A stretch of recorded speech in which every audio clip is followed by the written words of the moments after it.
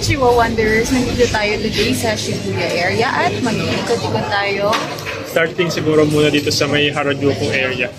At dahil medyo late na nag-start yung day natin, mag-lunch muna tayo dito sa roast beef on. Mga must try dito sa Japan. So may tatlo siyang branch, Ikebukuro, Akihabara, saka dito siya sa Shinjuku. Ay, Harajuku. Sorry, Harajuku. So dito tayo sa Harajuku mag-start, so mag-lunch muna tayo.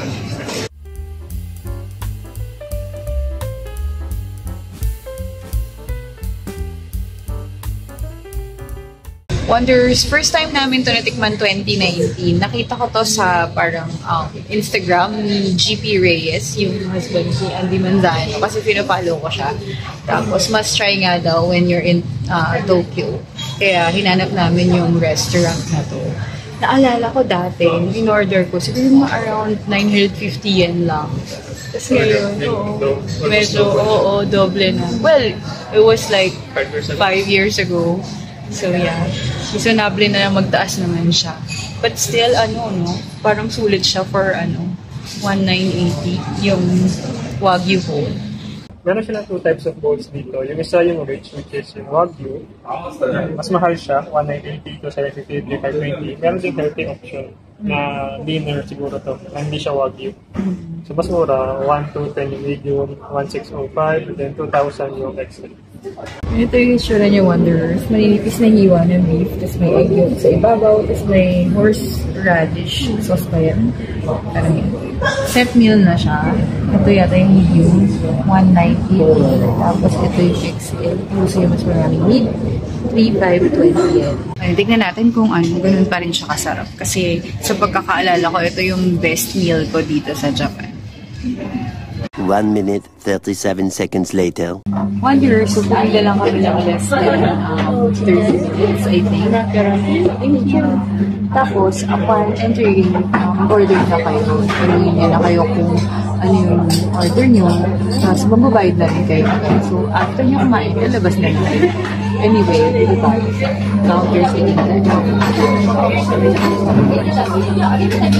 order tayo ng ginger ale at saka, ano yan? Oolong tea. May water na yun. Kung ayaw niyo order niyan, may tubig na free. Tapos, ayun ganun sila gumawa.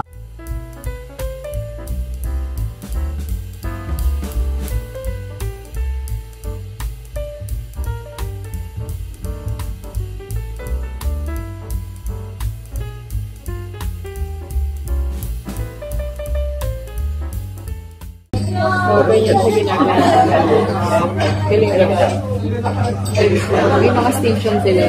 Iba yung nagsislice, iba yung nag-arrange ng meat, iba yung naglalagay ng mga toppings. Dumating na yung order natin. So, para siyang mountain of beef. Para siyang volcano, ang gano'n.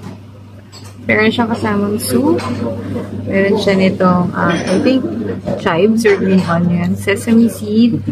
Tapos, ito, chili powder nila. Tapos, bibigyan ka nila ng instructions on how to eat it. So, yan. Okay. Tadakimasu. Kain na tayo, Wanderers. Tikman muna natin siya as it is. Kasi, yun yung nila, parang instructions on how to enjoy this bowl. So, papap muna natin yung egg.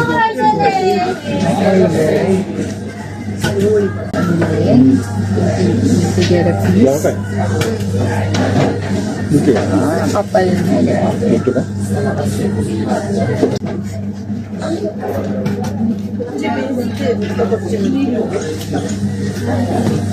Sarap pa rin talaga siya.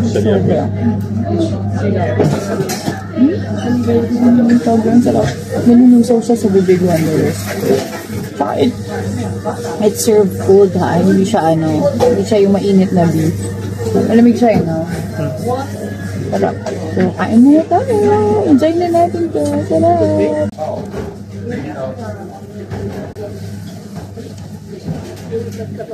Meron siyang green onion. Meron siyang sesame seed kung gusto nyong i-add.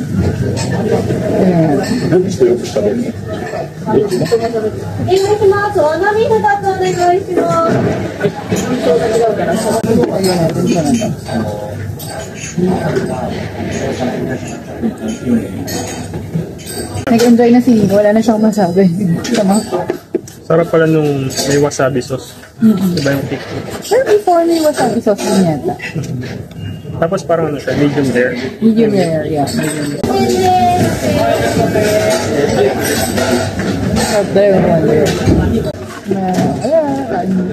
Ganun pa rin, masarap pa rin siya. Yan na, naubos ko nga. Ayan. Ayan naman ang ebidensya talaga namang simot na simot. Ganun pa rin siya. Sobrang sarap niya pa rin. Yung beef niya, nalulusaw talaga sa timo. Parang minimal yung muya na ginawa ko. Parang wala akong 5 minutes kumain. Maliit lang naman yung bowl, pero still, ang sarap na. Ang linamnam. Sobrang malinamnam yung tapos, best partner niya sa akin yung ginger ale. Dito talaga yung best ginger ale na natikman ko. Itong weekend. So yun, 10 out of 10 yung meal natin. Must try. Kung nandito kayo sa Tokyo, try niya itong roast beef. Sobrang sarap. Nakita niyo yung Pila Wanderers. Yan siya kanina. Nandun kami sa dulo. Tapos, wala namang 30 minutes yung paghintay namin. Mabilis lang din yung dito, turnover. So, yun. Try nyo to guys. Sobrang sarap. Roast beef on. Few inches later. Alam nyo ba, Wanderers, na ang Harajuku ay kilala rin as parang shopping area dito sa Japan, or meron siyang kilalang shopping street. Itong Takeshita Shopping Street. Ito tayo dito.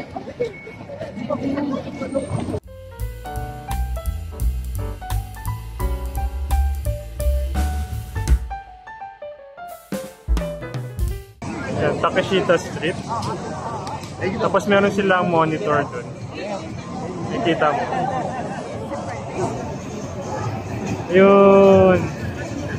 Yun kami sa may screen.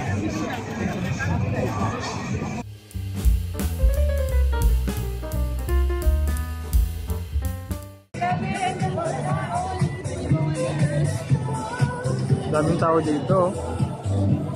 Tapos meron pa mga small streets dun sa loob. Sobrang touristy nitong street na to, no? Sikat na sikat kasi talaga tong Takeshita Street.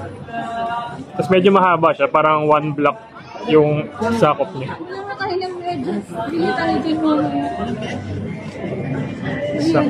Oo nga. Gashapon. Tapos may dog cafe sa taas.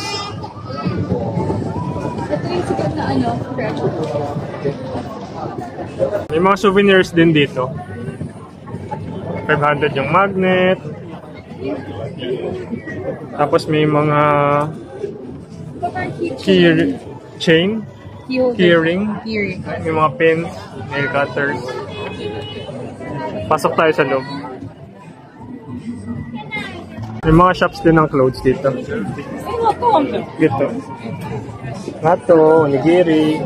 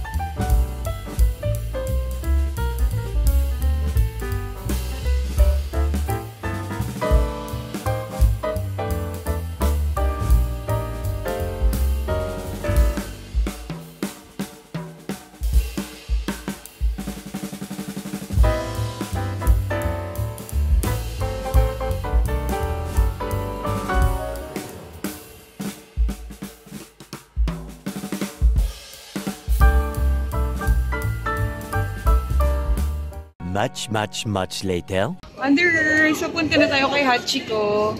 Pahinga muna pala tayo ng mga 2 oras. So, sakit na ng paa ko. Ngayon, yung unang pupuntahan natin dito sa Shibuya is si Hachiko. Naku, mukhang mahaba yung pila. Tingnan niyo. Versace ko!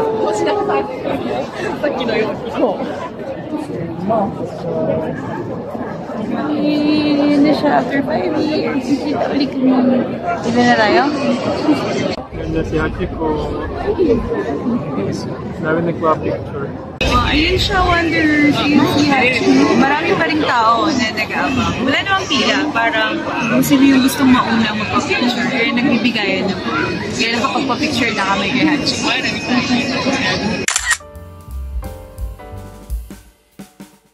After namin kay Hachiko, diretso na kami sa Shibuya Crossing. The busiest pedestrian crossing in the world. So, tignan natin kung paano tayo mag-picture dito. Naghihintay lang kaming mag-go. Ang daming tao on all sides. Pwede ka rin umakyat dun sa Shibuya Sky. Kaya lang, nagkakaubos na ng ticket. So parang ilang days or weeks in advance dapat makabook ka na. A month in advance pwede. Gusto nyo makita yung crossing from above na hindi umakyat ng Shibuya Sky. Meron din dun sa taas na parang park. Ayun na pala.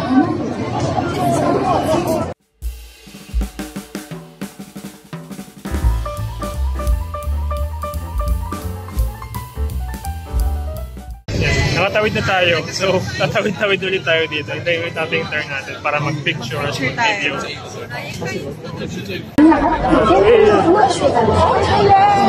mga kababayan.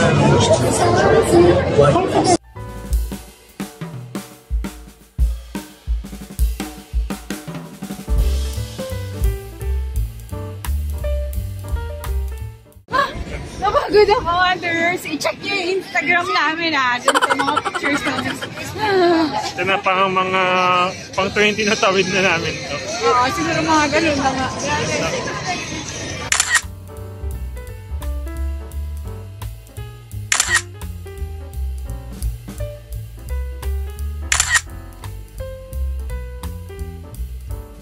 Just then. Dami rin nagpa-Mario Kart dito. Isa rin namin itry kaya lang kailangan mo ng international driver's license. Wala po kami nun. Hindi kami nakakuha. Next time, next visit. Next time.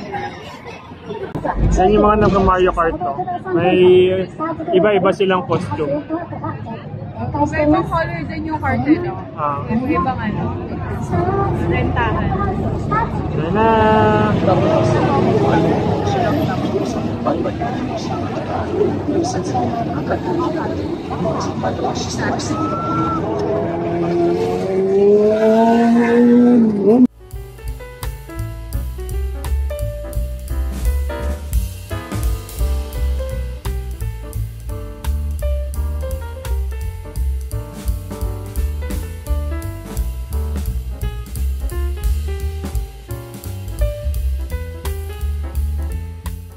Pagkatapos lang or paglagpas lang ng crossing, meron ditong shopping street. I think this is called Shibuya Center, guys.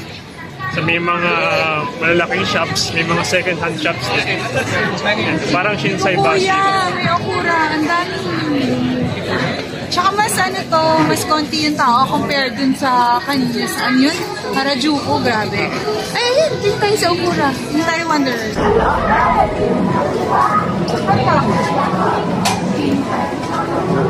So cute! I want it! May mga AP rin sila dito. Ayun na, 6.5M. Ito, Rolex. 4.3M. 5M. Love, this is what I want! May mga Rolex din dito. Ito yun, Wanderers. Yan. Soon, soon, soon. Ito na may mga leather na LG. Yun na pa yung quality. Kaya medyo mahal din naman.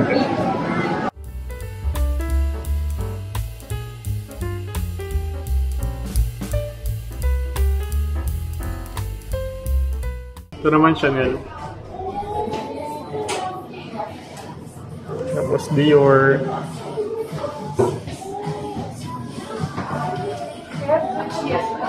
Hermes. Ang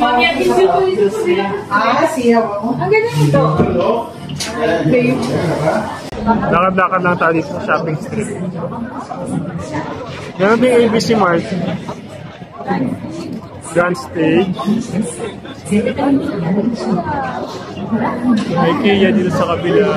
Tsaka maraming restaurant. Pasok tayo ng Grand Stage. ABC Mart. May Nike. May Jordan brand din dito. May mga J1. Mostly mid. May low din. Itong low nasa 15.5. May bread toe din. 15K. May Adidas din sila dito. Walang sambas? Meron siguro. Yung mga bago ng Adidas, mukhang essentials. FOG na. Mahilig kayo sa Sambas. Yan, 14K. May isa pang ABC Mart dito na mas malaki. Pero hindi siya Grand Stage. Mga kainan. Dito may malaking Comeo. Tindahan ng second-hand luxury items. May Swatch din dito.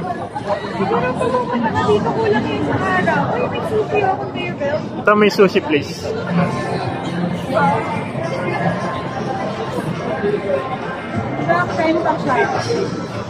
Dami mga shops dito. Dami ring tao. And that's it for today's video. Thank you guys for watching. Hey, kung nag-enjoy kayo, Please do subscribe to our channel. give us a thumbs up. And hit that bell for more of our adventures. And misadventures as we discover. And Wonder Tokyo. Good night.